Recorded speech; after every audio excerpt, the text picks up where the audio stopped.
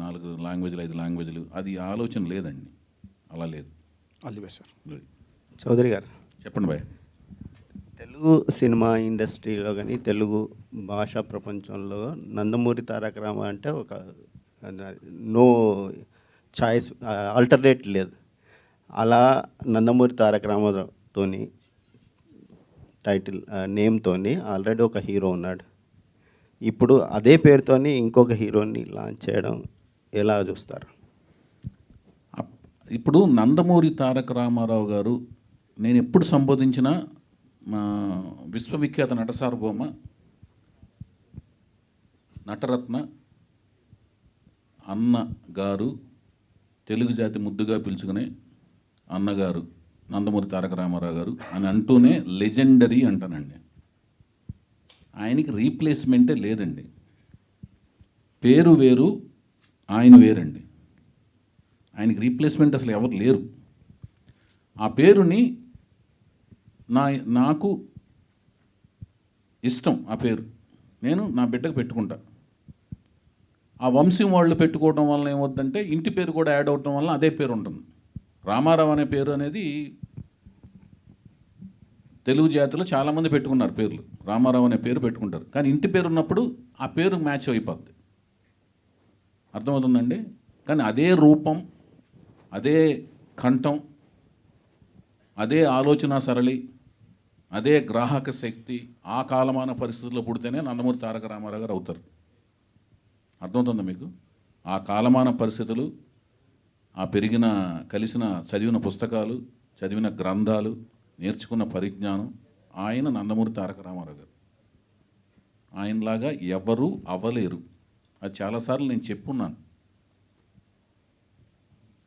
జానకిరామ్ గారు వాళ్ళ తాతగారి పేరుని వాళ్ళ కొడుక్కి పెట్టుకోవడం అది మన తెలుగు సంప్రదాయంలో ఎప్పుడోంచి ఉంది. తాత పేర్లు కొడుకులకు పెట్టుకోవడం, ముత్తాత పేర్లు కొడుకులు పెట్టుకోవడం, ఆ సంప్రదాయం ప్రకారం పెట్టుకున్నారు. నేను తనను చూసి నచ్చి నేను తీసుకున్నాను కాబట్టి పేరు నేను మార్చడానికి లేదు కదండి. నేను ఎవరిని మార్చడానికి? వాళ్ళ నాన్నగారిని వాళ్ళ తాతగారు పెట్టుకున్న పేర్లు నేను మార్చడానికి నేను ఎవరిని? హరికృష్ణ గారును జానకిరామ్ గారు డిస్కస్ చేసుకుని పెట్టుకున్నారంట ఆ పేరు. మారితే విప్లవం వస్తుంది.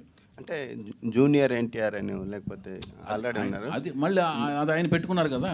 సో ఈయనకి ఏమన్నా హరికృష్ణ గారు పెట్టుకున్నారు కదా.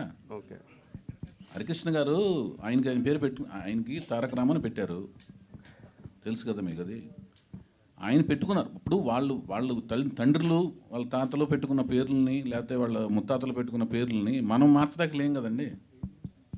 అది ఏమన్నా ఇప్పుడు స్క్రీన్ నేమ్లు ఎలా మారుస్తాం అంటున్నాను. అది నేను వాళ్ళకి ఇచ్చిన పేరుతో నేను రిలీజ్ చేస్తాను. ప్రజలు పిలుస్తారు, మారుస్తారు. ఇలా వాళ్ళు ఇలా పిలుస్తారు. ఇప్పుడు రామారావు గారి పేరు ఫస్ట్ నుంచి ఎన్టీ రామారావు అని వేస్తున్నారు. ఇది పాతాళ భైరవిలో ఎన్టీ రామారావు అని వేస్తారు. కొన్ని సినిమాల్లో నందమూరి తారక రామారావు అని వేశారు. జనాలు ఏమని పిలిచారు? ఎన్టీఆర్ అని పిలిచారు. కొన్ని ఊర్లో ఎన్టీ ఓడు అని పిలిచారు. కొన్ని సినిమాల్లో కొన్ని ఏరియాల్లో రామారావు సినిమా చూసాను అంటారు. వాళ్ళు కన్వీనియంట్ పేరుతో పిలుస్తారు, ఫుల్ పేరు వేస్తుంటారు. అంటే ఇప్పుడు ఆ అమ్మాయి పేరు మేము ఇలియానా డిక్రూజ్ అండి. అందరూ ఇలియానా డిక్రూజ్ అంటే ఇలియానా అని పిలుస్తుంటారు. వాళ్ళు కన్వీనియంట్ పేరుతో పిలుస్తారు. పేరు మేము ఉన్న పేరు వేయాలి కదా. అది అంటే నా కన్సర్న్ ఏంటంటే ఇప్పుడు తాత పేర్లు పెట్టడం అనేది మన సాంప్రదాయం. సో కొన్నిసార్లు ఏమైతే పేరు పెట్టుకోవచ్చు, ముత్తాత పేరు పెట్టుకోవచ్చు, అది సాంప్రదాయం. కానీ కొన్నిసార్లు మన సొసైటీలో వీడు తాత పేరు చెడగొట్టాడు రా అనే ఒక ప్రమాదం ఉంటుంది. అది మన చేతలండి.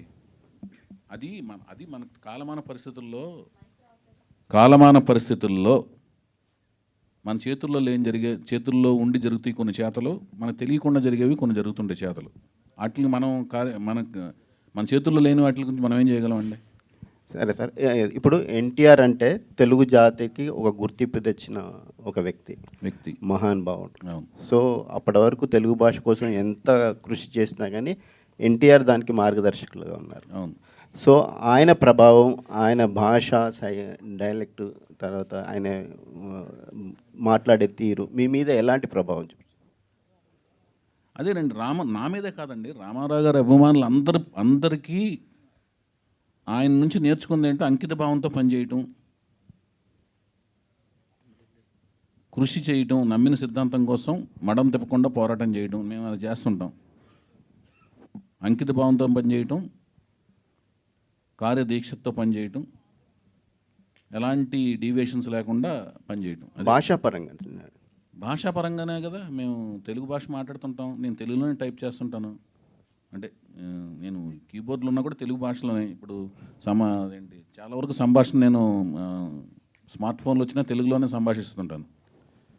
మ్యాక్సిమం తెలుగు భాష బాగా గుర్తుపెట్టుకుని తెలుగులోనే మాట్లాడతానికి మ్యాక్సిమం ప్రయత్నిస్తాను నేను. వైవిఎస్ చౌదరి గారు, యాక్చువల్లీ మీరు చెప్పినట్టు యువర్ మీరు ఓకేనా అన్న? ఓకే, మీరు చెప్పండి అన్న. యా యాక్చువల్లీ మీరు చెప్పినట్టు ఆల్రెడీ మీకు హరికృష్ణ గారు కానీ లేకపోతే సీనియర్ ఎన్టీఆర్ గారు కానీ ఒక గాడ్ ఫాదర్స్లా బిలీవ్ చేస్తారు. అండ్ రియల్ గాడ్ ఫాదర్ అనేది నాగార్జున గారిని అన్నారు కాబట్టి కెన్ వి ఎక్స్పెక్ట్ అగైన్? ఇప్పుడు హరికృష్ణ గారు మనతో లేరు కానీ ఆల్రెడీ నందమూరి వంశం నుంచి మన బాలకృష్ణ గారు ఉన్నారు. Can we expect any Akkineni and Nandamuri combo again? అదేనండి, ఇప్పుడు ఫస్ట్ ఏంటంటే ఇప్పుడు నేను ఒక ప్రాజెక్ట్ పెట్టుకున్నానండి. నేను ఒక సక్సెస్ఫుల్ ప్రాజెక్ట్తో బయటకు రావాలి. ఫస్ట్ వచ్చిన తర్వాత ఒక మంచి వాళ్ళిద్దరికి ఒప్పించగలిగే ఒక కథ రాసుకోగలగాలి. రాసుకుని వాళ్ళ దగ్గరికి వెళ్ళాలి. వాళ్ళకి అది నచ్చాలి, టైం అకామిడేట్ చేయాలి. వాళ్ళిద్దరికి చేసే టైం అప్పటికి వాళ్ళు ప్రాజెక్ట్స్తో ఉన్నారనుకోండి, మళ్ళీ ఆ టైంలో కుదరాలి కదా. ఇవన్నీ ఏంటంటే పెర్మిటేషన్స్ అండ్ కాంబినేషన్స్. ఇప్పుడు నేను సీతారామరాజు టైంకి అనుకోకుండా కుదిరింది, అది అలా కాంబినేషన్ సెట్ అయిపోయింది. నేను అక్కడే ఆ కాంపౌండ్లో ఉన్నాను కాబట్టి మన సీతారామ కళ్యాణం అయిన వెంటనే సీతారామరాజు చేయాల్సి వచ్చింది. చేశాను వెంటనే, కంటిన్యూటీ అక్కడే ఉన్నాను కాబట్టి కాంపౌండ్లో. అదే నేను ఆ సీతారాముల కళ్యాణం అయిన వెంటనే బయటకు వచ్చాను అనుకోండి, సీతారామరాజు చేయగలిగే ఉన్నాం కాదో నాకు తెలియదు. It depends. సో మీ మూవీస్లో ఏదైనా రిలీజ్ చేయాలనుకుంటే ఏం చేస్తారు?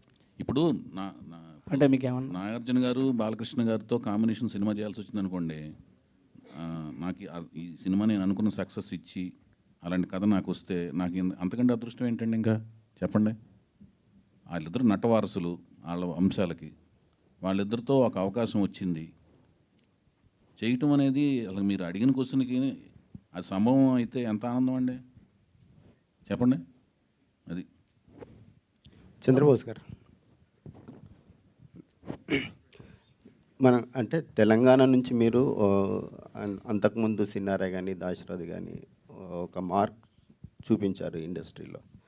కానీ అంటే ఇది కాంట్రవర్షియల్ కాదు, ఒక జర్నీ మీ గురించి అడుగుదామని.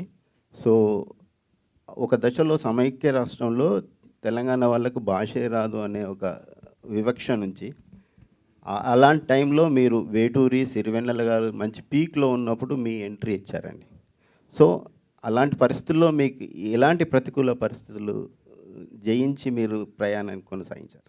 అంటే మామూలుగా సాధారణంగా సినిమా రంగంలో అవరోధాలు, ఆటంకాలు ఎదుర్కొనే ఒక కళాకారుడికి ఎలాంటి అవరోధాలు, ఆటంకాలు ఎదురయ్యో అలాంటివి ఎదురయ్యే తప్ప ప్రత్యేకంగా నాకు మాత్రం ప్రాంతీయ వివక్షత వ్యక్తిగతంగా నాకు ఎలాంటి ఎదురవ్వలేదు. ఎందుకంటే నన్ను ఆదరించి నన్ను ప్రోత్సహించిన వాళ్ళు రామానాయుడు గారు, ముప్పలనేని శివ గారు, కీరవాణి గారు, మొదటి అవకాశం ఇచ్చింది రాఘవేంద్ర గారు, వీళ్ళంతా కూడా నన్ను ప్రోత్సహించారు.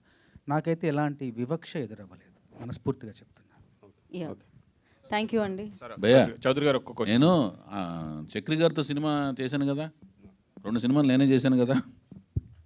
అంటే ఏం ఉండవు భయ్యా ఇక్కడ ఒక మాటేనండి. ఫస్ట్ ప్రాంతీయ భేదాలు ఇక్కడ ఏంటంటే టాలెంట్ ఉంది ట్యాప్ చేస్తారు, టాలెంట్ లేదు స్క్రాప్లో పడేస్తారు.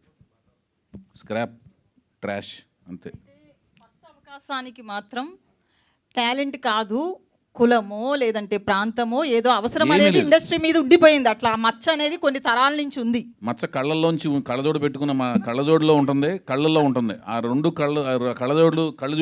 కళ్ళు అదే దానికి ఏదైనా డ్రాప్స్ వేసుకుని కళ్ళజోడుకి మార్చుకుంటే సరిపోద్ది, అంతేనండి. ఓకే. చౌదరి గారు, ఒక్క క్వశ్చన్ అండి. చెప్పండి అన్న. సార్, మీరు మీ సినిమాలో 99.9% అన్ని తెలుగు పేర్లే పెట్టారు, ఒక్క టైగర్ తప్ప, టైగర్ హరిశ్చంద్ర ప్రసాద్ తప్ప. నేను కాదు పెట్టింది, అది నాది కాదు, సముద్ర గారు. నేను సీతయ్య. సీతయ్య పెట్టారు. ఇప్పుడు చేసే సినిమా కూడా తెలుగు పేరు ఉంటుందా? తెలుగు పేరే. నేను అసలు ఇంతవరకు ఇంగ్లీష్ పేర్లు పెట్టలేదు భయ్య, ఇంతవరకు పెట్టలేదు. తెలుగు పేరే పెడతాను. 100%. స్వచ్ఛమైన తెలుగు పేరు పెడతాను. మీరు ఏదైతే సినిమా చెప్పారో అది సముద్ర గారి సినిమా యాక్చువల్లీ. హరికృష్ణ గారితో వైవేస్ చౌదరి గారు చేసిన Seethayya. Thank you so much. ఎవ్వరి మాట వినడు.